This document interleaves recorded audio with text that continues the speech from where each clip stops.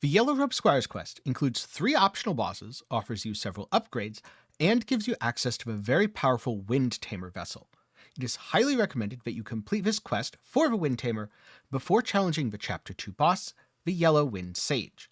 He's known for his mastery over the power of wind, and this vessel allows you to negate some of his most powerful abilities. You begin the quest by encountering the Yellow Robed Squire near Fright Cliff. Personally, I found the easiest way to get to him is from the Rock Crest Flat Shrine. You'll see a Bone Spear patrolling.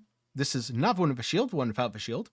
Go over there, kill it, proceed beyond in the large open area after that with some stone doors that you'll access later as part of a quest line. This is where you find the Yellow Robed Squire.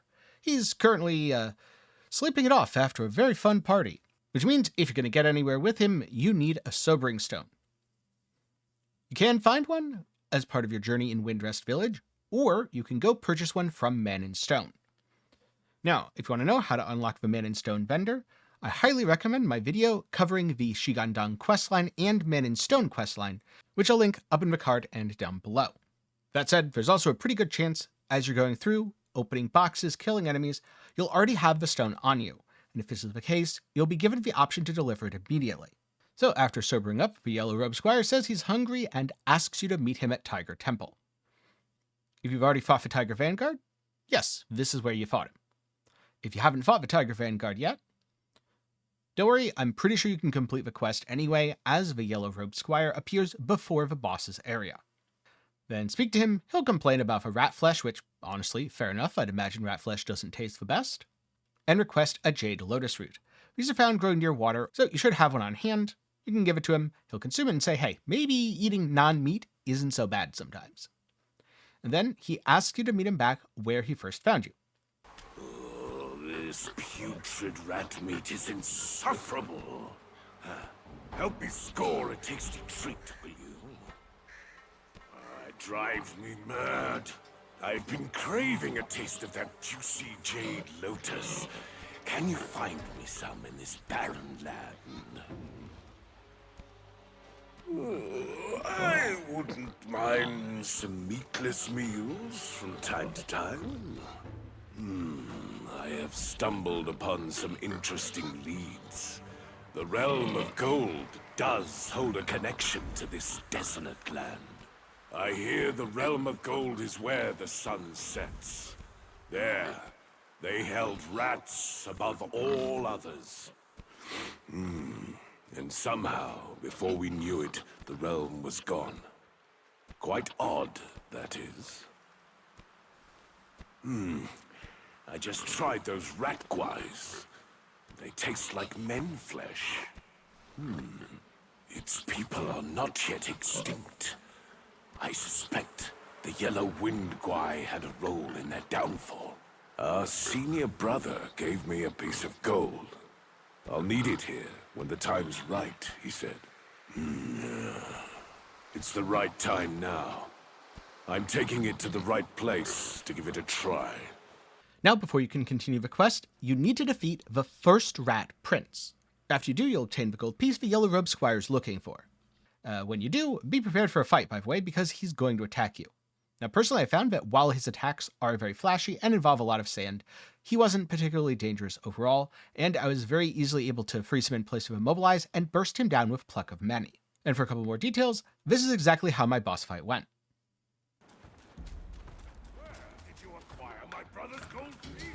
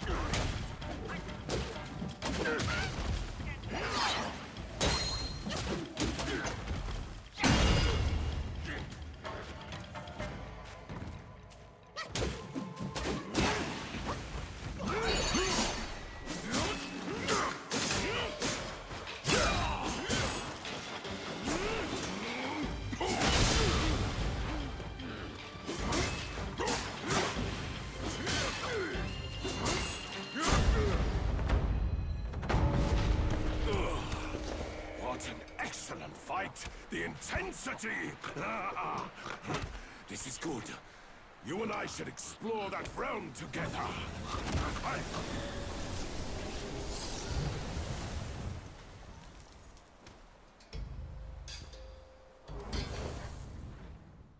After a short cutscene, you're quickly transported to a new area, where, after exploring a little bit, you'll come across yet a new challenge in the form of a Tiger Vanguard. Yeah, this is a little bit familiar, and this is the third Tiger boss that I've fought so far in this chapter. But this one has a pole blade and does fight with a slightly different style from the previous two. I noticed that most of his attacks seem to follow the 3-hit combo rule, but sometimes he has a 2-hit combo sequence, and sometimes he uses multiple combo sequences back to back. But at this point, I had enough upgrades and damage that I got past him pretty quickly.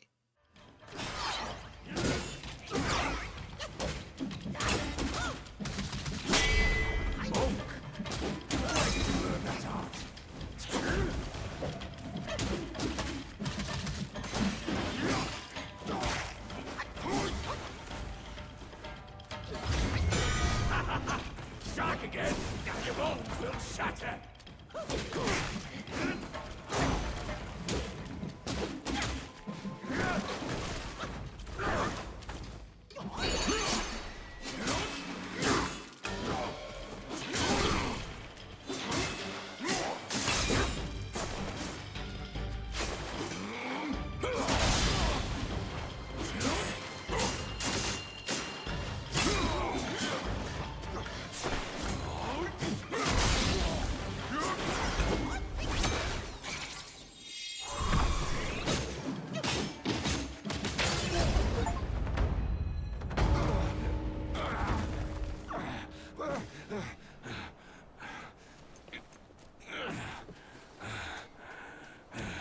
Such fierce staff work.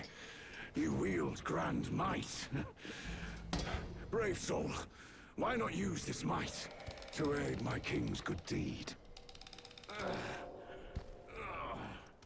So yeah, it turns out he's not such a bad guy after all. He even wants your help since you are in fact stronger than him. So you proceed into the next area and watch a short cutscene. You're actually going to be teaming up with a yellow wind sage here against Fuban, a massive beetle with extremely hard armor. Because of its armor, most of its body is completely impervious to damage. You have to attack its gangly claw arms that are sticking out, though do be warned, it's going to use sweeping attacks and trying to crush you with its head as you do so. Personally, I found the sweeping attacks from its arms to be relatively easy to avoid, but the strikes from its head were a bit more difficult, as it was hard to tell the timing due to the creature's size. I really wish, in situations like this, the camera would just pull out a little teeny bit more. Now, while these can be tricky to avoid, and the beetle has a lot of health, keep chipping away, because you're only really going to be doing this for the first 33%. Because once it reaches 2/3 health, it submerges, and the yellow sage has to lure it out with the drums. During this time, you're going to need to dodge a series of attacks where the beetle leaps at you and hangs in the air for a short amount of time. Be warned, the airtime it gets is deceptive, so dodge it as it approaches the ground for the best effect. After doing this for a bit, you're presented with an opportunity to take the Wind Tamer Vessel from it. This frees up the yellow sage to aid you directly in battle. And this part of the fight is much easier because number 1, the beetle has someone else to target aside of you, and number 2, the sage is actually pretty much a badass. And what do you know? This time, he's on your side instead of trying to beat the shit out of you. That said, you should still keep an eye out for its attacks, especially when it's using its head or rolling over in an attempt to crush you. But personally, I found this second half of the fight to be much easier in comparison to the first. And with that said, here's the fight in its entirety.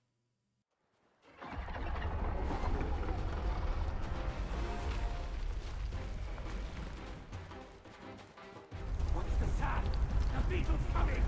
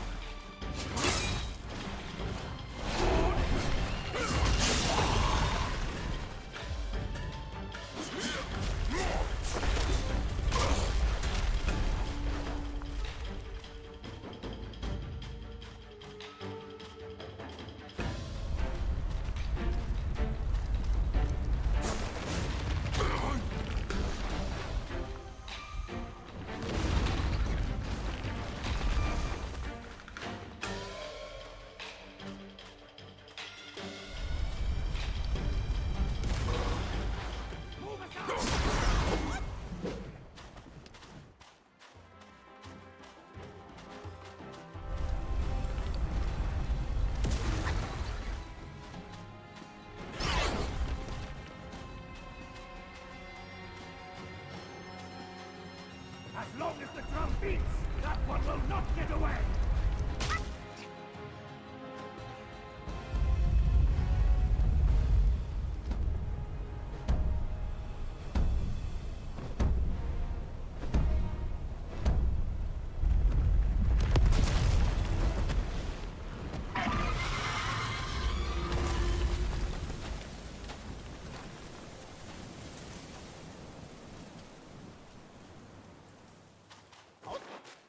Now, seize the vessel!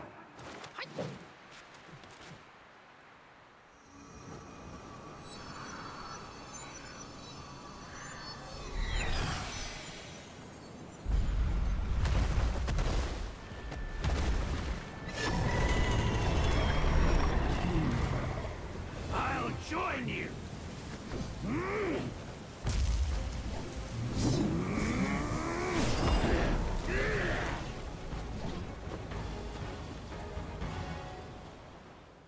Let us join forces and clash once more!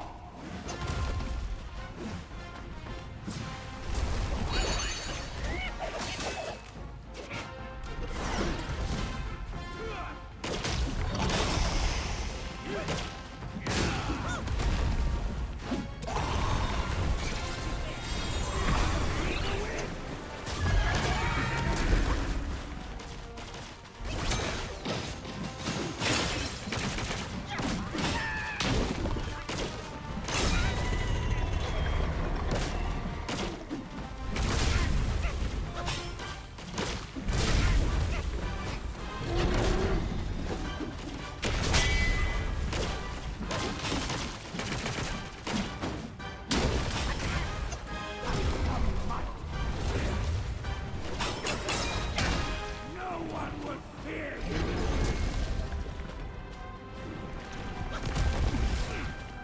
Do it now, young monkey!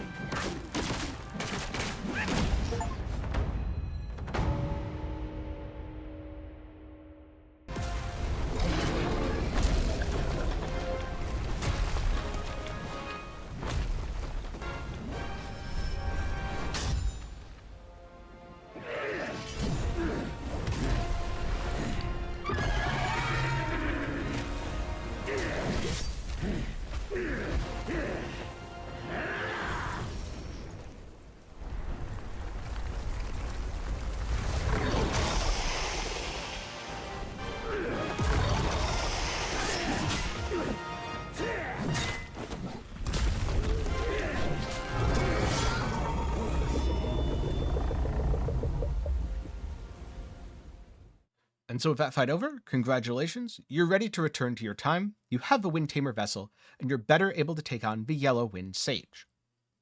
Personally, I really enjoyed this questline. All of the fights were really good.